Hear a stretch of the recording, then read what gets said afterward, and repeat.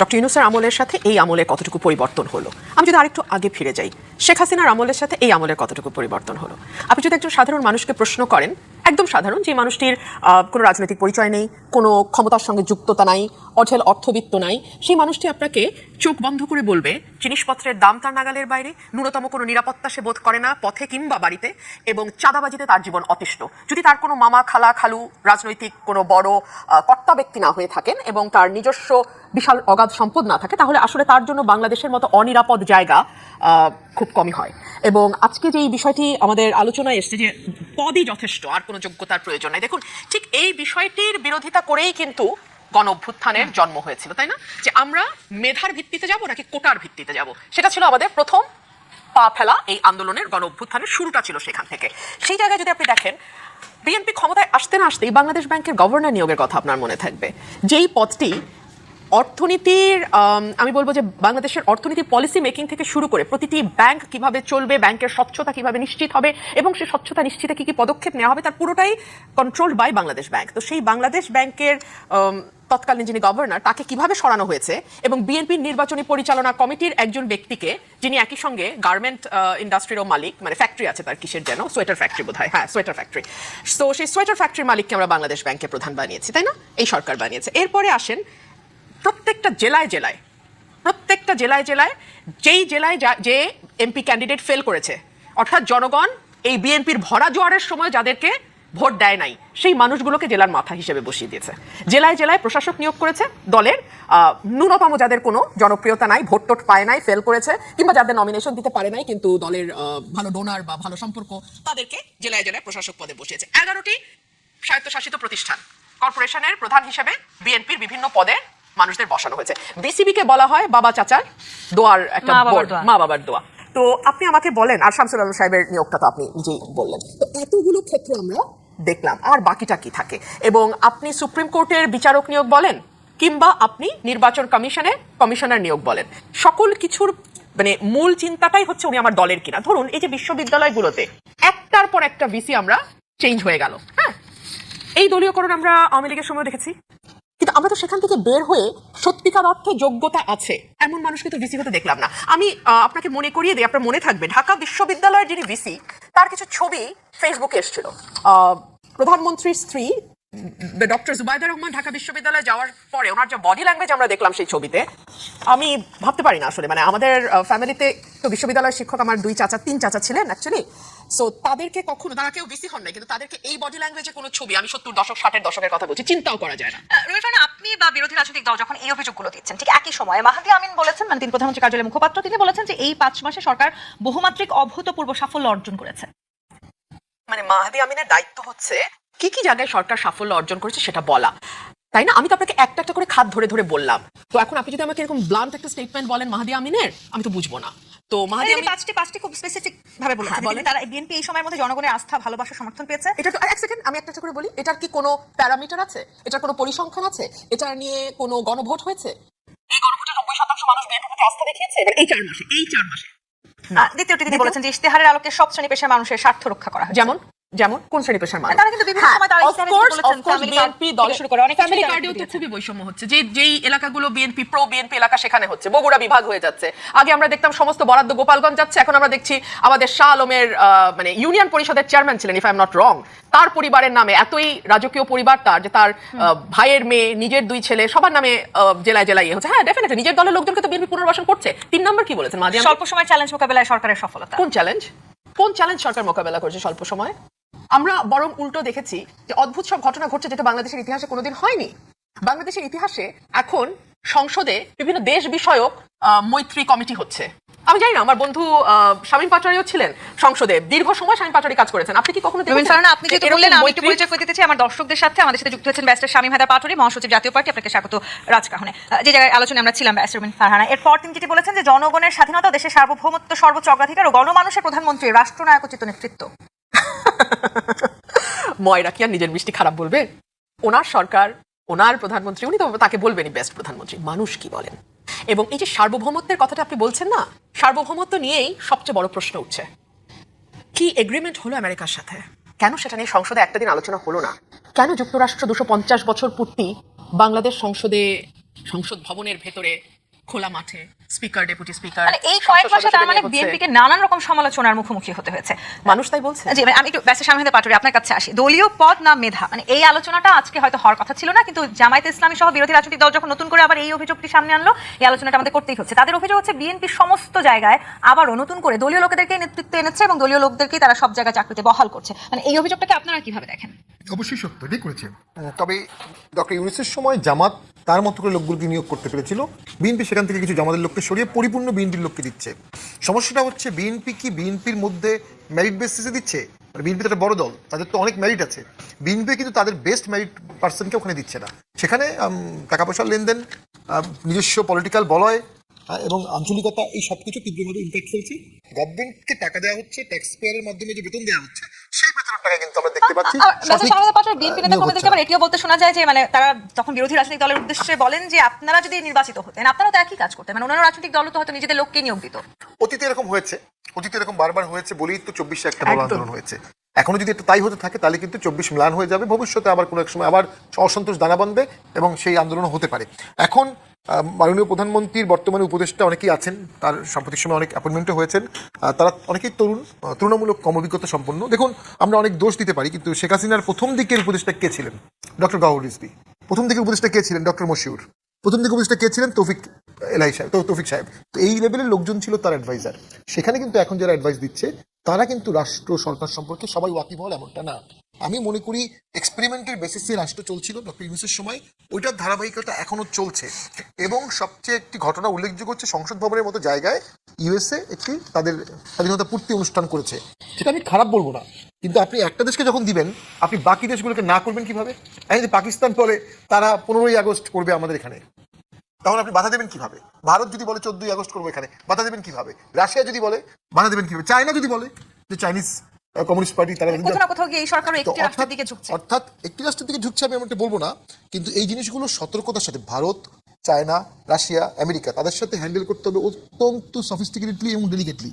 আপনি কখনো টিলস হতে পারবেন না। আপনি যদি চট করে টিলস হয়ে যান আপনি আর ফিরে আসতে পারবেন না। আপনি ফিরে আসতে পারবেন না, তখন অন্য দেশগুলো নাকশ হবে। বিএনপি তো দাবি করেছে তারা সবচেয়ে যোগ্য মানুষটিকেই পররাষ্ট্র মন্ত্রী বানিয়েছেন। না, অবশ্যই তার অতীত যোগ্যতা অনেক আছে, এবং তিনি যোগ্য না হলে তো দুই রিজিমে কেউ থাকে না। ইউনুস রিজিমেও ছিলেন, এই রিজিমেও ছিলেন, তো সেই হিসাবে ডেফিনেটলি তার যোগ্যতা আছে। তবে আমরা যেটা অনুভব করি, বাংলাদেশে একটা ঘটনা ঘটে গেছে দুঃখজনকভাবে, এক্সটার্নালাইজেশন অফ ইন্টারনাল পলিটিক্স। বাংলাদেশে ভোট কি হবে, ভোটে কে আসবে, আওয়ামী লীগ ফিরে আসবে কিনা, আওয়ামী লীগকে ব্যান করতে হবে কিনা, এই সব কিছুই মনে হয় একটা এক্সটার্নাল ফ্যাক্টরের উপর নির্ভরশীল, বা অনেকগুলো এক্সটার্নাল ফ্যাক্টরের উপর নির্ভরশীল। আমরা নিজেরা বসে 4-5টি দল নিজেরা বসে সমাধান করে কেন নিজেদের সমস্যাগুলো সমাধান করতে পারি না? আমি বর্তমান সরকারের তো এখনো সাফল্য ব্যর্থতা দেখার সময় আসেনি, তবে একটা ব্যর্থতা তো করে ফেলেছে, যে তাদের হাতের মধ্যে ছিল, তারা রিকনসিলিয়েশন করতে পারতো। রিকনসিলিয়েশন সময়ের দাবি ছিল, রিকনসিলিয়েশন করবে বলেই যেদিন তারেক জিয়া বাংলাদেশে আসলেন, যারা বিএনপি করে না তারাও তার দিকে আসার মুখ চলে তাকিয়েছেন এবং অনেকে ভোটও দিয়েছেন, এবং বিএনপি ল্যান্ডস্লাইড ভিক্টরি পেয়েছে। এরপরে কিন্তু রিকনসিলিয়েশনের দিকে বিএনপি হাঁটলো না। যেহেতু বিএনপি রিকনসিলিয়েশনের দিকে হাঁটলো না, এই যে অনেকগুলো মানুষের প্রত্যাশার জায়গাটা বিএনপি নষ্ট করে দিল। আপনি বলেছেন যে মানে আপনারা যদি সেই সময় বিএনপির সাথে না থাকতেন বিএনপি হয়তো এই জয় পেত না, মানে এটাকে আসলে আপনি ঠিক কিভাবে মূল্যায়ন করেন? মানে জাতীয় পার্টিকে আসলে জাতীয় পার্টির সাথে না থাকলে বিএনপি জয়ী হতো না, এটাকে কি আমরা এইভাবে বলিনি? দেখুন, এই 2-3 দিন আগে মহামান্য পদত্যাগ করলেন, তার প্রতি আমার কোনো ব্যক্তিগত সিম্প্যাথি, তাকে আমি চিনিও না। মহামান্য পদত্যাগ করেছেন, এটা স্বাস্থ্যগত কারণে, এটা কেউ বিশ্বাস করে না। এখানে প্রেশার ছিল, একজন সাংবাদিক বলেছে বিশেষ এজেন্সির প্রেশারে ওনাকে ডেডলাইন দিয়ে দেওয়া হয়েছিল। চুপ্পু সাহেব যদি রাষ্ট্রপতি না থাকতেন, বা 2 বছর আগে বা 1.5 বছর আগে পদত্যাগ করতেন, দেশে ভোট হতো না, বিএনপি ক্ষমতায় আসতে পারতো না। সেম ফর ওয়াকার সাহেব। ওয়াকার সাহেব এবং চুপ্পু সাহেব ছিলেন বলে দেশে ভোট হয়েছে, বিপ্লবী সরকার বা অ্যাডভেঞ্চারাস সরকার হয়নি, বিএনপি ক্ষমতায় আসছে। এখন জাতীয় পার্টি বাইরে গিয়ে তো এখনো পর্যন্ত করার কিছু সুযোগ নাই, এখন সুযোগ নাই। জাতীয় পার্টি ভোটে যাওয়ার কারণে জামাত এবং এনসিপি ভোট বর্জন করতে পারেনি। জামাত, এনসিপি এবং ইউনূস সরকারের একাংশের একটা ইচ্ছা ছিল দেশে ভোট হবে না, সময় মতো জামাত বা অন্য কেউ ভোট বর্জন করবে, দেশে তখন দীর্ঘমেয়াদী অনির্বাচিত সরকার থাকবে অথবা বিপ্লবী সরকার হবে। মানে যে সময়টাতে আমরা আসলে যোগ্যতা নিয়ে আলোচনা করছি সেই সময়টাতে বৈষম্য থাকবার কথা না। রুমিন ফারহানা, আপনি সংসদে দাঁড়িয়ে একটি বক্তব্যে আমি দেখছিলাম, আপনি বলেছেন যে সরকার দলীয় হুইপ কিংবা বিরোধী দলীয় হুইপ কেউ আসলে আপনার না, সেই কারণে আপনি আসলে পুরো দৃষ্টি আকর্ষণ করছিলেন স্পিকারের। এই সময়টাতে দাঁড়িয়ে আসলে সবাই তো সবার হওয়ার কথা ছিল, সেই জায়গাটাতে আমরা কেন পৌঁছাতে পারিনি? উত্তর নিব জিপেচ ইস্পাত নিবেদিত রাজখান থেকে বিরতি নিয়ে ফিরছি, সাথী থাকুন। জিপেচ ইস্পাত নিবেদিত রাজখান দেখছেন। ব্যারিস্টার রুমিন ফারহানা, আপনি সংসদে দাঁড়িয়ে বলেছেন এই মুহূর্তে সরকার দলীয় হুইপ কিংবা বিরোধী দলীয় হুইপ কেউ আসলে আপনার না, সেই কারণে আপনি স্পিকারের দৃষ্টি আকর্ষণ করেছেন। মানে এই মুহূর্তটাতে তো আসলে আমরা এরকম বৈষম্যের কথা চিন্তা করি না, সবাই সবার হবে সেই প্রত্যাশা আমরা রাখতে চাই, কিন্তু এই 5 মাস বা 6 মাসেই সরকারের বিরুদ্ধে এরকম নানান অভিযোগ, নানান আলোচনা সমালোচনা, সামাজিক যোগাযোগ মাধ্যমে গেলেও আমরা এরকম নানান কিছু দেখি, বিশেষ করে নারীদেরকে কেন্দ্র করে বেশ কিছু ঘটনা ঘটছে। অতি সম্প্রতি একজন প্রাথমিক স্কুল শিক্ষিকাকে নিয়ে যে ঘটনা ঘটেছে সেটি আমি একটু আপনার দৃষ্টি আকর্ষণ করতে চাই। সেই সাথে সংরক্ষিত নারী এমপিদের পছন্দের আসন দিতে আইন করছে সরকার, সেটিকে আপনি আসলে কিভাবে দেখেন? অনেকগুলো বিষয় আপনি নিয়ে এসছেন। আমি সংসদে বলতে বাধ্য হয়েছিলাম যে সংসদে তো কিন্তু চাইলেই কথা বলা যায় না, আপনাকে আগে হুইপের কাছ থেকে সময় অ্যালোকেশন নিতে হয়। সো আমি যখন বিরোধী দলের হুইপ মানে নাহিদ ইসলামের কাছে যাই, উনি চেষ্টা করেন, বাট ইনভেরিয়েবলি উনি বলেন যে আপনার জামাতের আমিরের পারমিশন লাগবে, এবং জামাতের আমির ফর অবভিয়াস রিজনস তুমি ওনার দলের জন্য বরাদ্দ সময় থেকে আমাকে দেবেন না। সো আমাকে যেতে হয় তখন সরকার দলের কাছে, সরকার দলের হুইপের কাছে। যেহেতু আমি সরকারি দলের একজন ক্রিটিক, তারাও অফকোর্স তারাও ভেরি কমফোর্টেবল না আমাকে সময় দিতে। তো সেই কারণে আমি স্পিকার মহোদয়ের দৃষ্টি আকর্ষণ করছি। তাহলে আমি যাবোটা কোথায়? ধরুন জুলাই চার্টার নিয়ে আলোচনা, এই আলোচনা যেহেতু কোনো দলই আমার নাম দিচ্ছে না, মানে সরকারি দল বিরোধী দল, সো আমার বক্তব্য শোনা যাচ্ছে না। আমার তো বক্তব্য আছে জুলাই চার্টারে। এখন যারা সংসদে বসে আছেন তাদের কজনের চেহারা আপনি মনে করতে পারেন জুলাইয়ের পথে? আমার চেহারা নিশ্চয়ই আপনাদের মনে আছে। কজন বলতে পারে যে তার বাড়ি ভাঙচুর হয়েছে, তার গাড়ি ভেঙেছে? আমার বাড়ি ভাঙচুর হয়েছে, আপনাদের চ্যানেল রাত 2টো বাজে আমার বাড়িতে গেছে, আমি ফেসবুক লাইভ করেছি। মুশকিল হচ্ছে কি আমাদের জেলিফিশের মতো মেমোরি তো, আর বেশিরভাগ মেমোরি আমাদের সাথে ফিট ইন না করলে আমরা ভুলে যাওয়ার চেষ্টা করি। সো বিএনপির নেতারা তখন গর্তে ছিল, ডোবায় ছিল, খালে ছিল, এবং প্রথমে তো তারা হাতি ধুয়ে ফেলছিল এই আন্দোলনে আমাদের না, এটা এদের আমার নৈতিক সমর্থন দিয়েছিল একটা পর্যায়ে। হ্যাঁ, সো এই হলো তাদের স্ট্যান্ড এই আন্দোলনে। কিন্তু এখন এটা নিয়ে ক্রেডিট ক্লেমিং এর কামড়াকামড়ি হচ্ছে। বিএনপিকে তাহলে ত্যাগী নেতাদেরকে যথেষ্ট সম্মান দিতে পারে নাই? সেটা বিএনপির ত্যাগী নেতারা বলবে, আমি তো জানি না, আমারটা তো আমি বলতে পারবো, অন্যদেরটা তো আমি বলতে পারবো না। আর দুই হচ্ছে আপনি আরেকটা যেটা বললেন যে বৈষম্যমূলক এবং ঘটনা, আমরা তো আশা করেছিলাম যে ডক্টর ইউনূসের সময় আমরা যে একটা রাইট গ্রুপের উত্থান দেখলাম, আমরা একটা উগ্রবাদের উত্থান দেখলাম, সেটা কিছুটা হলেও সরকার নির্বাচিত হলে কমে আসবে। তখন কিন্তু একটা পর একটা মেয়েদের ফুটবল খেলা বন্ধ করা হলো, মঞ্চ নাটক বন্ধ করা হলো, গানের অনুষ্ঠান বন্ধ করা হলো, যাত্রাপালা বন্ধ করা হলো, নাটক বন্ধ করা হলো, সিরিজ অফ ইনসিডেন্টস কিন্তু হয়েছে ডক্টর ইউনূসের সময়। আপনারা যারা রাজনীতি করেন আপনাদেরকেও তো নানান সময় নানান রকমের ট্রলের মুখোমুখি হতে হয়। হ্যাঁ, মানে অফকোর্স। সো ওগুলা বাদই দিলাম, মানে এর বাইরেও একেবারে মানে ফিজিক্যালি অনেক হেনস্থার শিকার হতে হচ্ছে বাংলাদেশের নারী সমাজকে। তো সেই জায়গা থেকে আমরা ভেবেছিলাম একটা পরিবর্তন হয়তো আসবে, কিন্তু আমরা দেখলাম ধরুন ব্রাহ্মণবাড়িয়া বনলতা এক্সপ্রেস, যেটা সরকারের অনুমতি নিয়ে ছাড়পত্র নিয়ে সারা বাংলাদেশে প্রচারিত হলো, সেটার জন্য আমাকে ব্রাহ্মণবাড়িয়ায় প্ল্যাকার্ড নিয়ে পথে নামতে হলো, মানববন্ধন করতে হলো, এবং তারপরের দিন ঠিকই প্রচার হলো। কিন্তু তার আগে আমরা কি দেখলাম? প্রায় 20 গাড়ি পুলিশ পাঠিয়ে এটা বন্ধ করার উদ্যোগ নিল সরকার। তো তার মানে সরকার কাদেরকে পেট্রন করছে, সরকার কাদেরকে সহযোগিতা করছে? সরকার হয়তো সেই সময় মবটাকে সামলাতে চাইছিল, সেই জায়গাটিতেও তো হতে পারে। যদি সরকার 20 গাড়ি পুলিশ দিয়ে এটা প্রচারের ব্যবস্থা করতো তাহলে আমি বুঝতাম যে সরকার তার স্ট্যান্ডে অটল। কিন্তু এটা তো কম্প্রোমাইজিং গভর্নমেন্ট, তারা তো ভয় পেয়ে যাচ্ছে। যে শিক্ষিকার কথা আপনি বললেন, এটা বিচ্ছিন্ন কোনো ঘটনা না। দুদিন আগেই আপনি দেখেছেন জামাতের একজন এমপি 70 বয়স 12 বছরের একজন কিশোরী বা মানে শিশুকে নিয়ে, 12-14 বছরের শিশুকে নিয়ে উনি ধরা পড়েছেন। সো ওনাদের আবার একটা সুবিধা আছে, ওনারা যে কোনো কিছুই মুতা বিয়ে, অমুক বিয়ে, তমুক বিয়ে বলে পার পেয়ে যান। সো যেই সমাজে আসলে এই ধরনের নোংরামি একটা স্বাভাবিক বিষয় পরিণত হয়, স্বাভাবিক বলছে এই কারণে যে আইন প্রণেতারা এগুলো নিয়ে ধরা পড়তেছেন। সো এটা তো আসলে তাহলে বলতে হবে যে এটা একেবারে টপ লেভেল পর্যন্ত এটার একটা নর্মালাইজেশনের ঘটনা ঘটছে। তো সেরকম একটা সমাজে রবীন্দ্রসঙ্গীত বন্ধ হবে, স্বাভাবিক আনন্দ উচ্ছ্বাস, মানে যেটা আমি আমার ব্যক্তিগত পরিসরে কাউকে ক্ষতি না করে করছি সেটা বন্ধ হবে, আমার গান শোনা বন্ধ হবে, কারণ তখন সবই হয়ে যাবে অশালীন, আর অশালীন কাজগুলো সমাজে এস্টাবলিশ হয়ে যাবে যে এটাই স্বাভাবিক, এটাই সাধারণ। সেই জায়গাটি থেকে আসলে আমরা যাচ্ছি কিনা? ব্যারিস্টার শামীম হায়দার পাটোয়ারি, নারীদেরকে নিয়ে এই নির্বাচনটাকে ঘিরেও অনেক আলোচনা ছিল, এবং কোনো রাজনৈতিক দলে আসলে নারীদেরকে যতখানি পর্যন্ত মনোনয়ন দেওয়ার কথা ছিল কেউই দেয় নাই। সংরক্ষিত নারী আসলে যারা এমপি আছেন তাদের পছন্দের আসন দিতে সরকার আইন করছে, সেটি কি আসলে সত্যিকার অর্থে নারীদেরকে ক্ষমতায়ন করবার জন্য, নাকি নিজেদের দলের নারী যারা এমপি আছেন তাদেরকে ক্ষমতায়নের লক্ষ্যে? তাদের আসন দেওয়ার ক্ষেত্রে দুটো প্রবলেম হবে। ওখানে অলরেডি রেগুলার নির্বাচনে নির্বাচিত এমপিরা আছেন, তাদের সাথে ক্ষমতা অ্যাডজাস্টমেন্ট কিভাবে হবে, এটা একটা প্রবলেম। আর লোকাল গভর্নমেন্টে গিয়ে আমি যেটা দেখেছি, মহিলা ভাইস চেয়ারম্যান এটা উপজেলা পরিষদে থাকে, আর প্রতিটি ইউনিয়নে 3 জন করে মহিলা ওয়ার্ড সভাপতি থাকেন, 3 জন করে থাকেন, প্রতি 3টি ওয়ার্ড মিলে 1 জন করে। তাদেরকে কোনো বরাদ্দ দেওয়া হয় না। যে উপজেলা চেয়ারম্যান তার কাছেই বরাদ্দ যায়, তিনি সেখান থেকে দয়া করে যদি মহিলা ভাইস চেয়ারম্যান কিছু বরাদ্দ দেন দিবেন। তো যেটি মূলত দরকার আমি মনে করি এই মুহূর্তে এমপাওয়ারমেন্টের বরাদ্দ, আপনি সরাসরি লোকাল গভর্নমেন্টের নারী নির্বাচিত সদস্য যারা আছেন তাদেরকে মোটা বরাদ্দ দেন, তারা এমপাওয়ারমেন্ট করে ফেলবে। এখন আমি আরেকটা বিষয়ে খুব শঙ্কিত, গত পরশুদিন আইসিটি ট্রাইব্যুনালে নাগরিক সংলাপ ফোরাম নামে একটি নতুন সংস্থা, কিছুদিন পর এই ধরনের সংস্থাগুলো উদ্ভব ঘটে এক একটা নামে, তারা অসংখ্য অভিনেত্রী, নায়ক নায়িকা, তাদের নামে সাংবাদিকও আছে, তাদের নামে একটা অভিযোগ দিয়েছে। এদের মধ্যে 2-4 জন ছিল যারা সেই সময় আন্দোলনে বিটিভি ভবনে ভিজিট করেছিলেন, বাকিরা ওই সময় কোনো ভূমিকা পালন করেনি, বাকিরা বর্তমানে কথা বলছেন। অর্থাৎ বর্তমানে যারা কথা বলছেন ভোকাল, বাক স্বাধীনতার পক্ষে, কালচারাল রেভলিউশনের পক্ষে, তাদের মুখ বন্ধ করার জন্য আইসিটি ট্রাইব্যুনালে অভিযোগ করা হলো। এখন তো আপনি কথা বলতে পারছেন, ব্যারিস্টার শামীম হায়দার পাটোয়ারি, ব্যারিস্টার রুমিন ফারহানা সংসদে দাঁড়িয়েও তো সমালোচনা করতে পারছেন।